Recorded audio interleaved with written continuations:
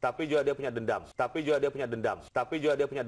terhadap Al-Maidah 51 pada peristiwa dia di Bangka Belitung, sehingga tidak terpilih menjadi cagup Bangka Belitung waktu itu.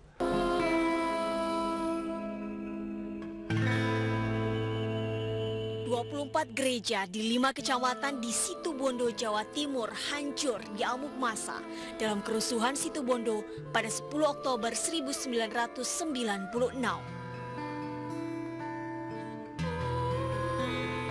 Aksi ini terjadi karena massa merasa tidak puas dengan putusan pengadilan yang menghukum Saleh selama 5 tahun penjara dalam kasus penghinaan agama Islam. Saleh kemudian diisukan disembunyikan di dalam gereja. Mengetahui hal ini, massa lantas menyerbu gereja, sekolah Katolik, dan toko milik orang keturunan Tionghoa.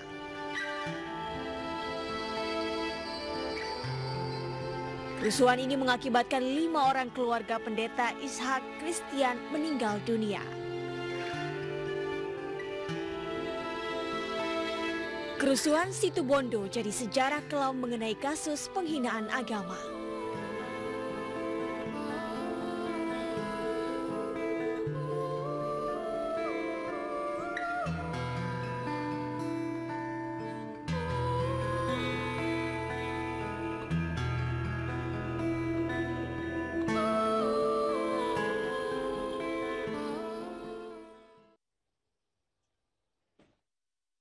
Baik, saya sangat takut sekali melihat kita diingatkan kembali dengan kasus penistaan agama yang memang massa tidak puas atas vonis begitu Saleh di Situbondo, Jawa Timur. Apakah ini juga bisa menjadi contoh jika memang Ahok ini bebas begitu, tidak diberi hukuman sama sekali? Apakah ini juga memang ada perbedaan dari kasus agama yang mungkin tadi kita lihat jejak penistaan agama di Indonesia? Apakah memang kasus Ahok ini memang blunder begitu karena tidak ditemukan titik poin di mana Ahok itu bersalah? Pak Wirawan mungkin bisa komentar. Ya, kalau berspekulasi ya, saya nggak bisa berspekulasi apa yang akan terjadi ya. Cuman kalau kita melihat ketidakadilan itu tadi ya, apa yang kita lihat di video tadi adalah ungkapan-ungkapan ketidakadilan. Jadi jangan tidak semata-mata kerusuhannya itu, tetapi terjadinya ketidakadilan itu. Nah, pada kasusnya Ahok ini adalah kita merujuk lagi kepada kasusnya Pak Arswendo tadi, yang dia hanya menyampaikan hasil survei dan itu hasil itu pun dianggap sengaja melakukannya. Kan kenapa dikatakan sengaja? Karena dia tahu, dianggap mengetahui bahwa akibatnya orang Islam itu akan marah itu ada di dalam bayangannya. Itu makanya dianggap sengaja. Dan kasusnya Lia Edin itu juga di mana di situ maksud menista agamanya juga tidak ada. Terus yang sholat dengan 2 bahasa itu di mana itu kan menurut keyakinannya dia itu adalah seperti itu. Hanya orang seperti itu patut diduga bahwa akibatnya itu akan menista agama. Sehingga unsur sengaja itu adalah menggunakan teori yang kedua, bukan teori kehendak, cuman teori yang dibayangkan atau foretelling teori tadi yang saya sebutkan tadi ya. Jadi dari disitulah letaknya mengenai sengaja atau tidak sengaja. Sehingga kasus ini itu sebetulnya sederhana. Sederhana karena perbuatannya sudah terbukti, ya, unsur kesengajaannya sudah jelas. Kan dia sengaja ingin mengatakan bahwa supaya orang Islam itu jangan mau dibodohin sehingga memilih dia. Sehingga berakibat memilih dia gitu. Jangan memilih hanya orang Islam saja, non Islam saja nggak apa-apa loh gitu. Kira-kira kan begitu. Nah, itu kata-kata itu kan jelas disengaja. Nah, di luar sidang Pak Ahok mengatakan sudah minta maaf ya. Jadi di dalam sidang ini tinggal disampaikan kalau dia minta maaf ya sudah selesai perkaranya gitu. Baik. Jika kita tidak berbicara mengenai sengaja atau tidak sengaja, bila dikategorikan mengenai kasus Ahok ini dibandingkan dengan kasus jejak penistaan agama tadi begitu, praktek sholat yang memang dalam 2 bahasa saja begitu dikategorikan penistaan agama. Kasus Ahok ini dikategorikan kasus yang ringan dalam penistaan agama atau seperti apa sih Pak Wirawan? Lebih berat daripada lebih berat daripada kasusnya Arswendo. Atau kasus Arswendo seperti itu aja dianggap sengaja. Yang seperti Pak Arswendo aja hukumannya 4,6 ya, 4,5 tahun ya. Kalau Pak Ahok itu hukumannya lebih ringan dari yang berat menjadi hukumannya ringan, lah itulah ketidakadilan. Nah, ketidakadilan itu adalah sumber tadi pada kekacauan, kerusuhan sosial itu adalah akibatnya adalah akibat dari ketidakadilan itu, Mbak Lufi. Baik, pertanyaan sama Pak Nikolai, jika melihat tadi kasus Saleh di Situbondo, Jawa Timur, banyak sekali yang tidak puas begitu, memang amarah, ada emosional, ada karena tidak puas dengan vonis Saleh di Situbondo. Apakah ini juga bisa menjadi contoh juga untuk kalau kasusnya Saleh, nggak ada apa-apanya sama kasusnya Ahok. Saleh di Situbondo hanya dia mengucapkan apa? Dia seorang penjaga masjid, Saleh ini. Dia orang Muslim, penjaga masjid. Dia mengucapkan tentang kematian seorang kiai di Situbondo. Dia hanya mengatakan kiai mate takecer, bahasa Madura itu, mate takecer. Hanya itu aja, mate takecer. Itu bisa menyulut kemarahan sedemikian rupa. Sampai menimbulkan korban jiwa dan harta benda, bahkan gereja terbakar. Dan menimbulkan kerusuhan nasional waktu itu. Pada zaman Orde Baru, tahun 96. Itu ya. Apalagi yang sekarang ini mengucapkan tentang dibohongi pakai Al-Maidah 51 dan dibodohi. Jadi bukan hanya dibohongi, dibodohi. Bahkan ada kata-kata lebih lanjut lagi yang sangat menyakitkan. Di pidato dia ya. Jadi Bapak Ibu jangan Bapak Ibu punya perasaan nggak enak. Nanti mati pelan-pelan loh, kena stroke. Ini kan perangkaian bahasa yang nggak bisa kita artikan satu persatu aja. Jadi ada dibohongi, ada dibodohi, kemudian ada sumpah serapah juga di situ. Mati pelan-pelan kena stroke. Ini kan sumpah serapah. Jadi kasusnya Saleh yang sangat simpel sederhana, hanya mengatakan kiai mati takecer, bisa menimbulkan akibat sedemikian rupa di Saleh di Situbondo ya. Nah kalau kasus Ahok ini sampai saat ini penegakan hukum tidak memenuhi rasa keadilan masyarakat, ya saya tidak tahu lagi. Tidak tertutup kemungkinan bahwa masyarakat akan mencari keadilannya dengan caranya sendiri, yaitu hukum rimba. Ini yang saya wanti-wanti, jangan sampai terjadi hukum rimba.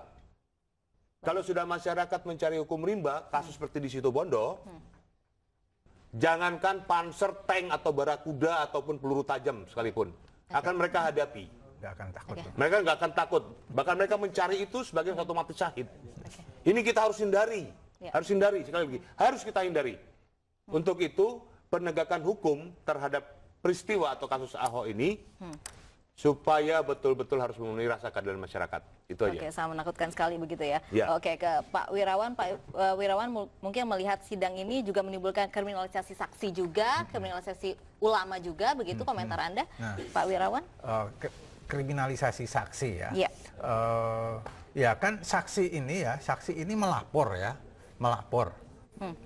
Saksi melapor itu kan terserah bagaimana yang mau mengolah laporan ini. Dari mana dari segi itu adalah merupakan perbuatan pidana ya. Terus yang kedua, saksi mau berbohong maupun tidak ya, itu kan bukan pengacaranya yang menilai, tapi harus ada ketentuan penetapan pengadilan bahwa itu dilakukan, bukan ujuk-ujuk dia datang untuk melapor seperti itu. Hingga menjawab pertanyaannya Mbak Lofi itu ya dari segi ini saja ya ada ketidakwajaran dalam persidangan dalam kasusnya Pak Ahok ini gitu ya. Terus itu aja kira-kira pendapat saya perihal itu. Baik. Nah, untuk mencermati kembali begitu Pak Wirawan mungkin bisa berkomentar kembali mengenai komentar dari Nur Aziz ini, seorang ahli hukum pidana juga yang menyebutkan bahwa bagaimana mungkin begitu seorang Ahok menistakan agama jika memang Ahok ini membutuhkan suara dari umat Muslim, begitu komentar Anda. Ya.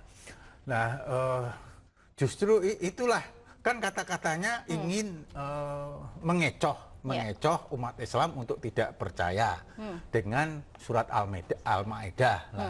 Jadi kemungkinannya di situ dia membutuhkan supaya dia memperoleh suaranya umat Islam itu dia melakukan apa yang menghalalkan segala cara. Bukan itu. Apa yang disebut di dalam teori komunikasi itu reverse psychology ya. Reverse psychology itu adalah seperti apa yang dilakukan Pak Ahok ini, sebetulnya apa yang dia katakan itu yang seolah-olah dia itu berpihak kepada Muslim itu adalah hanya untuk dimanfaatkan untuk kepentingan vote getter saja gitu, untuk memperoleh suara saja gitulah gitu. Baik, oke. Jadi, pertanyaan sama Pak Nikolai mungkin bisa berkomentar mengenai pernyataan dari Nur Aziz ini yang memang bagaimana mungkin begitu seorang Ahok menistakan agama. Jadi gini, apa yang Pak Nur Aziz sampaikan itu, kalau saya melihat konteks segini, tidak mungkin Ahok mau jadi calon gubernur, dia membutuhkan suara juga umat Islam, masa dia menistakan agama Islam. Sebenarnya itu logika terbalik. Kita melihat logika terbalik. Reverse psychology tadi. Seperti tadi disampaikan Pak Wiryawan. Itu logika terbalik yang dipakai oleh Ahok. Jadi dengan dia mengucapkan Al-Maidah 51 ini, dia mengharapkan supaya umat Islam memberikan suara kepada dia. Tetapi salahnya, dia menggunakan Al-Maidah 51. Nah justru ini menjadi satu bumerang bagi dia terjerat oleh masalah ini, kasus ini. Gitu loh. Baik. Jadi kalau saya melihat bahwa apa yang disampaikan Ahok ini ada dua arti. Ada dua kemungkinan, teori kemungkinannya ada dua.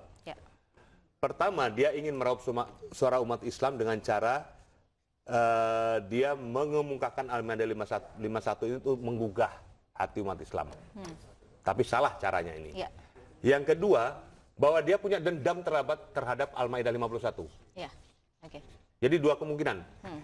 Pertama, dia mau menggunakan untuk menggugah hati umat Islam supaya jangan peduli terhadap Al-Maidah 51, tetap pilih dia. Tapi juga dia punya dendam terhadap Al-Maidah 51 pada peristiwa dia di Bangka Belitung sehingga tidak terpilih menjadi cagup Bangka Belitung waktu itu. Dan jangan lupa, Ahok juga pernah maju sebagai calon gubernur Sumut. Tapi itu ditolak juga. Tapi bukan karena Al-Maidah 51. Tapi ditolak karena memang kondisi politik belum saatnya waktu itu. Saya kira itu. Baik, kepada Pak Wirawan kemarin juga sempat dihadirkan seorang psikologi sosial begitu yang memang memberikan pernyataan mengenai tepuk tangan dari para warga Kepulauan Seribu yang memang itu adalah ekspresi tidak ada emosi, kemarahan atas pidato Ahok yang cukup juga mungkin bisa meringankan kubu Ahok.